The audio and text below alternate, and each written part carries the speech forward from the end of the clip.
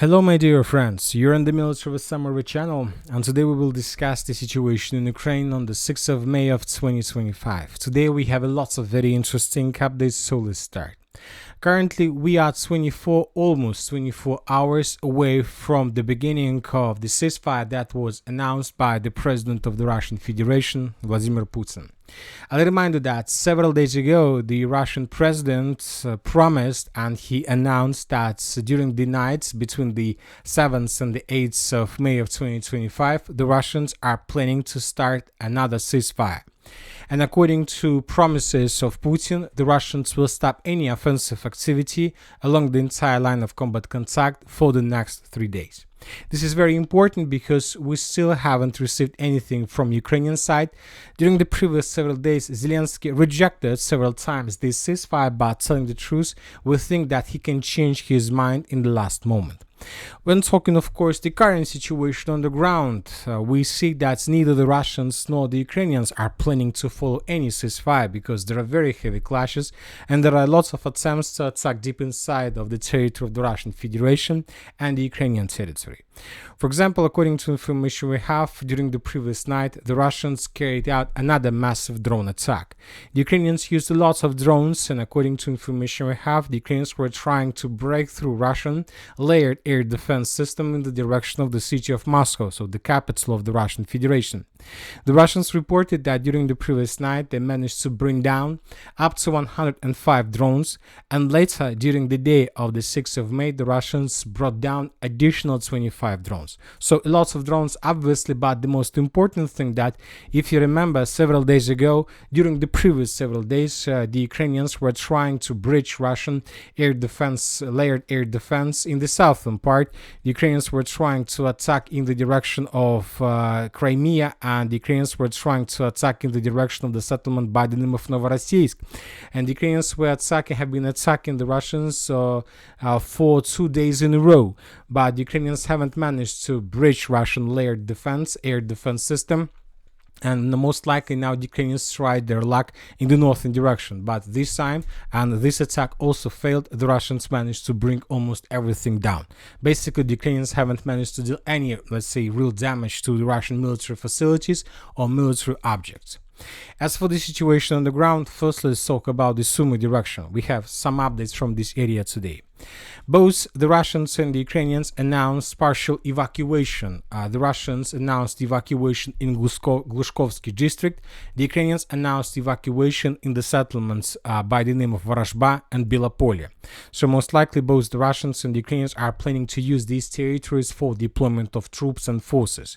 Most likely both the Russians and the Ukrainians are planning to fight in this area, because as for the previous 24 hours, the Ukrainians made several more attempts to break through the Russian defense and to enter the territory of the Russian Federation, and of course the Ukrainians were suffering losses. We have several videos, let's discuss them. Let's talk about the first roads of attack that we discussed yesterday. If you remember, the Ukrainians were trying to clear another roads of attack in the direction of Novopavlivka. The Ukrainians were using demining equipment, and this is another video from the 5th of May where we can see Ukraine demining equipment that was heading towards the border, but as you can see the Russians managed to destroy this vehicle. The Ukrainians managed to demine at least some part of the border, and today the Ukrainians were using that cleared part. Today we have this video, very short video, and in this video we can see close combat between the Russians and the Ukrainians. As you can see, the Ukrainians were stuck on the border. Most likely several vehicles that managed to cross the border were destroyed, and the entire convoy stopped due to this situation. So as for now, we have several videos that confirm small control of a very small part of the Russian Federation in this part.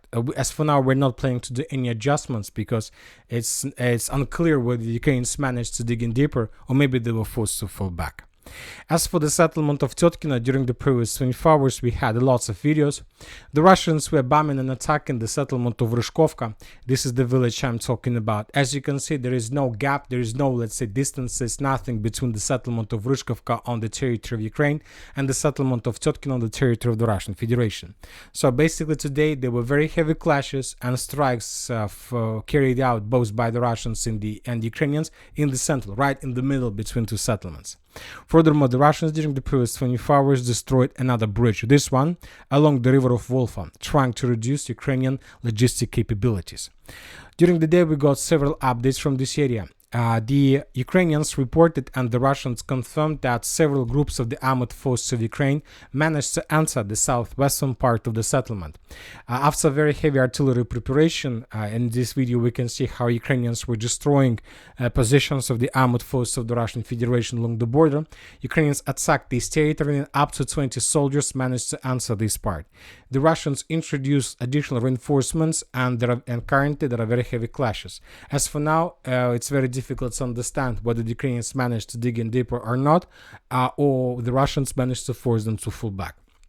The most important thing is that today, for the first time, for the previous 2 days, since the beginning of another Ukrainian offensive, we start receiving first reports that Ukrainians managed to enter the settlement of Tyotkino and to establish maybe small but some control over some territories. Now let's move further. As for the Belgorod direction, today we have several updates. Neutral mappers reported that the Russians managed to improve their positions and to take several tree lines under complete control. So this is the situation by the end of the 5th of May, and this is the situation by the end of the 6th of May. The Russians improved their positions just a little bit. Ukrainians controlled just tree lines and fortifications along the border. Most likely the Ukrainians will be forced to fall back from this area in the very near future. Now let's move further and let's discuss the situation in the Kupyansk direction. As for the northern Kupyansk part, we haven't received lots of updates, and saying the truth, we haven't been receiving almost anything for the previous 2 weeks. The Russians most likely were regrouping. But very important thing that today, for the first time, also for the same period of time, the Ukrainian sources have published another adjustments on their maps, and according to them, the Russians managed to improve their positions inside of the settlement of Kamenka. I'll remind you that several days ago, the Minister of Defense of the Russian Federation reported that the village of Kamenka was completely captured and secured by the Russians. So we believe and we expect that the Russians are about to resume their offensive operation in this area after this very long operational pause, but obviously this is going to happen only after the 11th of May of 2025, when Russian ceasefire ends. Now let's move further and let's discuss the situation in the southern Kupyansk direction or the Liman direction. During the previous 24 hours, we haven't received lots of updates. Most likely both the Russians and the Ukrainians are preparing themselves before the beginning of the ceasefire, which will take up to 3 days. As for the Siversk direction, we have lots of updates from this area, as you can see. Currently, the Russians are trying to establish complete control over the settlement by the name of Grigorovka. As you can see, we have some changes on the ground.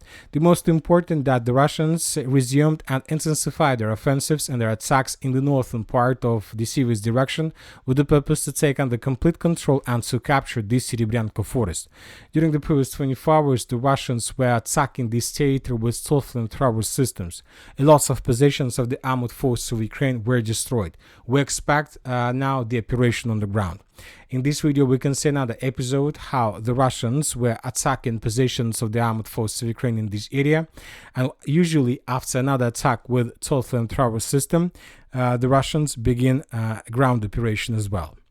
As for the city of town of Grigorovka itself, during the previous 24 hours, we have adjusted the map. Also, we got confirmation from several neutral mappers, and we have video. In this video that was published by the 81st Brigade of the Armored Forces of Ukraine, we can see several motorcycles and motor stormtroopers that were from the Russian side that were attacking positions of the Armored Forces of Ukraine in this direction. Ukrainians were trying to stop the Russians. They were bombing them, of course. We have several episodes, and one of the episodes was located in this point. Ukrainians attack Russian motorcycle and Russian biker exactly in this area. Based on this video, we have adjusted the map. Now we see that since the beginning of Russian assault operation of the small village of Grigorovka, the Russians have established complete control over 45% of the settlement. There is still a lot of job to do, and most likely the further the Russians are moving in the western direction, the harder resistance they are going to face from the Ukrainian side. But now we start receiving more and more videos from the eastern part of the settlement of Serebryanka. In this video, we can see how the Russians were bombing and attacking Ukrainian positions in this area. Now we start receiving lots of videos, which means that most likely the Russians began their preparation, and most likely after the fall of Grigorovka, the Russians will continue advancing further in the western direction with the purpose to take under control this settlement as well. We expect that by the time the Russians enter the eastern part of Serebryanka, the armored force of the Russian Federation from the north will be able to get the river of Siversk Donetsk, because Ukrainians most likely, after the fall of the village of Grigorovka, would be forced to fall back from this pocket with the purpose to not to be encircled by the Russians. Another important thing is during the previous 24 hours, the Russians launched probably unexpected attack from the settlement of Veselaya Belogorovka in the direction of between the settlements of Vyemka and Kuzminovka through the fields. This video was published by the Ukrainians, and in this video we can see another convoy of Russians, lots of vehicles, lots of tanks, lots of just light vehicles. The Russians were trying to break through Ukrainian defense, but the Russians were stopped as a result of counterattack with Ukrainian FPV drones. So at this moment we see that the Russians probably haven't managed even to get the line of combat contact. Most of the damage the Ukrainians managed to deal on the Russian territory. As for the city of Chasiv Yar, we see that the Russians completely stopped. Most likely the Russians are not planning to take under control the central part of the city of Chasiv Yar, probably until the 11th of May, until the end of this ceasefire. Most likely right after the 11th, the Russians will resume their attempts to take this territory under complete control. As for the previous 24 hours and as for the period of time since the beginning of May, we see that currently the Russians are focused on this pocket. We see that the biggest number of updates from the Chasiv Yar direction are coming exactly from this area. We see that we have less geolocations and less icons from the original Russian Chasiv Yar direction when talking about the settlements and the micro districts of Shevchenko, Nikolaevka. We see that the Russians most likely are planning or have already changed their plans, and most likely the next, probably after the end of ceasefire, after the 11th of May of 2025, the Russians most likely will try to take this pocket under complete control. This will allow the Russians to improve their positions on the Ukrainian side of Siversk Donetsk-Donbass Canal, and most likely the Russians then will continue moving further deep inside of the territory of Ukraine with the purpose to take under control these railways. This is very important positions if the Russians do have possibilities to take under control every single square kilometer to the east and to the north of these railways, because if the Russians can do this, then the Russians will be able to establish complete fire control over the main supply line that goes from the city of Slaviansk towards the city of Kostiantynivka. This is very important for the Russians to control these railways. From one side, this is going to be very powerful and very, let's say, very powerful stronghold and very powerful position. The Ukrainians will not be able to counterattack with the purpose to restore their positions there. At the same time, the Russians will be able to establish complete control over the N20 road. So the Russians very slowly but step by step are preparing themselves before the beginning of the major battle of 2025. As for the Kostiantynivka direction, during the previous 24 hours, the Russians continue bombing and attacking temporary deployment points and positions of the armored forces of Ukraine on the territory of the city itself. In the vicinity of the city of Toretsk, the Russians continue their offensive operation along the railways. Today we got several reports, both from pro-Russian resources, neutral resources and pro-Ukrainian resources, that the situation in the area of the southern Dnipro either is critical or about to be completely resolved by the Russians. The Russians managed during the previous 24 hours establish control over several blocks of this area. So this is the situation by the end of the 5th of May, and this is the situation by the end of the 6th of May. As you can see, the Russians managed to take under control this part of railways, which means that several positions, several pockets of this Dnipro fortified area from the Ukrainian side were cut from the mainland and were cut from supply and support, which means that probably 2 or 3 days and the Russians will finish the battle for this territory, including for the territory of the Dnipro railway station. Now let's move further. And let's discuss the situation in the Pokrovsk direction. During the previous 24 hours, the Russians made lots of attempts to attack the Pokrovsk agglomeration from the south and from the southeast. Today, the Minister of Defense of the Russian Federation reported that the settlement of Lysovka was taken by the Russians and secured completely. So this is the first route of attack of the armed force of the Russian Federation from the south in the northern direction. Furthermore, we have several videos from the settlement of Grodovka. In this video, Ukrainians of 38th Marine Brigade were attacking another Russian convoy that was heading towards a temporary deployment point and stronghold of the armed forces of Ukraine. The Ukrainians managed to damage several tanks and one infantry fighting carrier, and the Russians were forced to fall back. One of the episodes of Ukraine FPV drone attack was geolocated exactly in this point. The distance between this point and this stronghold is less than 500 meters, which means that there are very high chances that the Russians, after the vehicles were damaged or maybe destroyed, managed to land infantry and that the infantry entered this company stronghold and the clashes began. Currently, we don't know for sure the exact status of this area, but very likely that the Russians managed to establish complete control over this territory. And as you can see, this is the second round of Russian attack. During the previous 24 hours, we got several videos from the several episodes, one video and several episodes from the settlement of Mirolubovka. In this video, we can see lots of FPV drone attacks on Russian vehicles, Russian forces that were moving in this area. Ukrainians were attacking the Russians with FPV drones. Several episodes were geolocated. One of them was geolocated exactly in this point. Based on this video, we have adjusted the map and we have colored the southern part of Mirolubivka. Now we see that this is most likely the third road of Russian attack from the south in the northwestern direction. So as you can see now, we have two roads of attack and we see that those attacks were most likely very successful. Furthermore, during the previous 24 hours, we got another video that confirms the strong presence of the armed force of the Russian Federation in the eastern part of the settlement of Malinovka. As for this video was published by the Russian sources. So here we can see another convoy of Russian vehicles, infantry fighting vehicles that were heading towards the settlement of Malinovka under very heavy fire from the Ukrainian side. As you can see, the Ukrainians were trying to attack and to slow down the Russians with artillery, with FPV drones, but we see that Ukrainians haven't managed to do this. The Russians entered the village of Malinovka, and furthermore, the Russians managed to land infantry.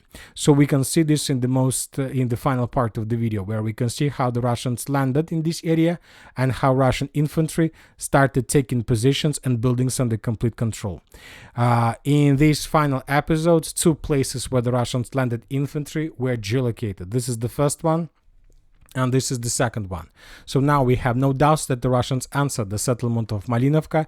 As for now, we don't know for sure whether the Russians managed to improve their positions or not, but obviously this is exactly what the Russians were trying to do during the previous 24 hours. So this is the fourth road of Russian attack.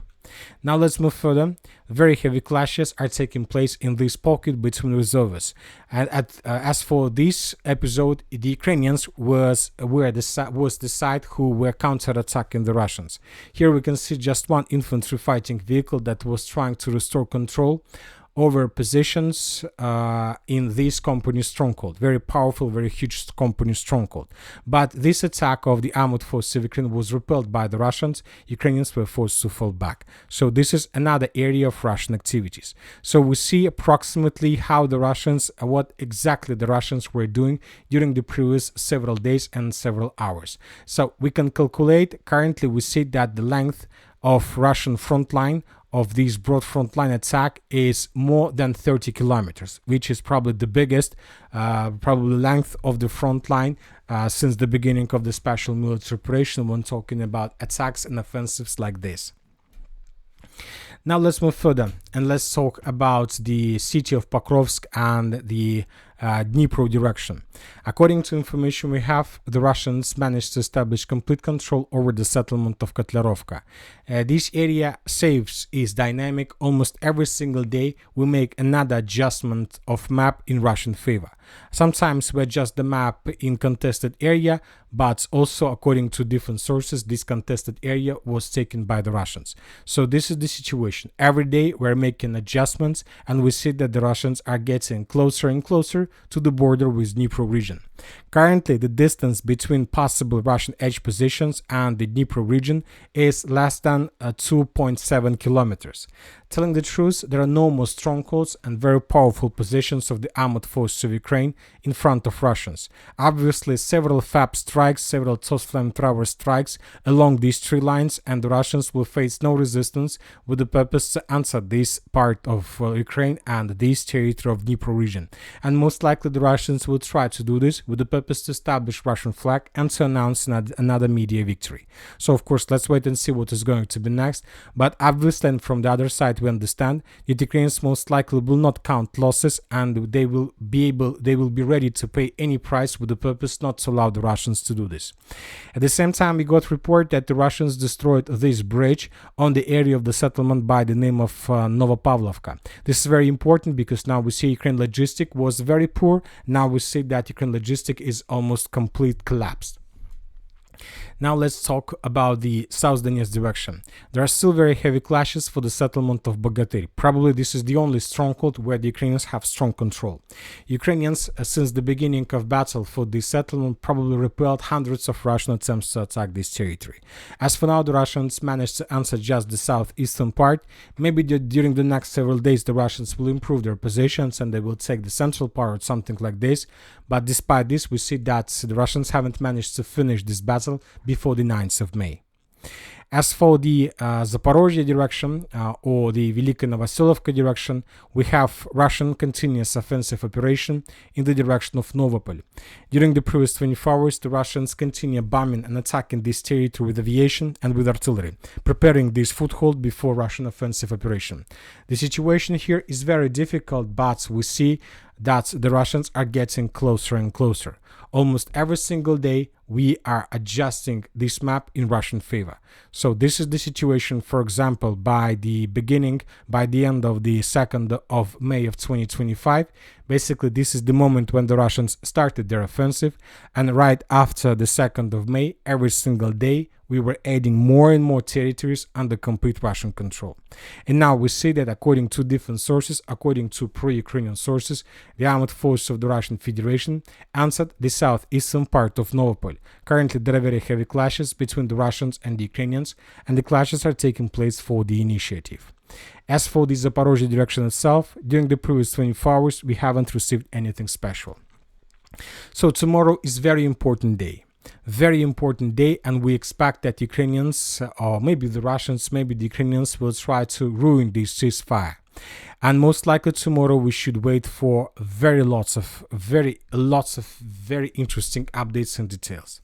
And that's it for today. Military Summary channel reminds we condemn any violence in the world. Thank you for watching. Subscribe to my channel, put your likes, join my Patreon, and have a good day. Bye bye.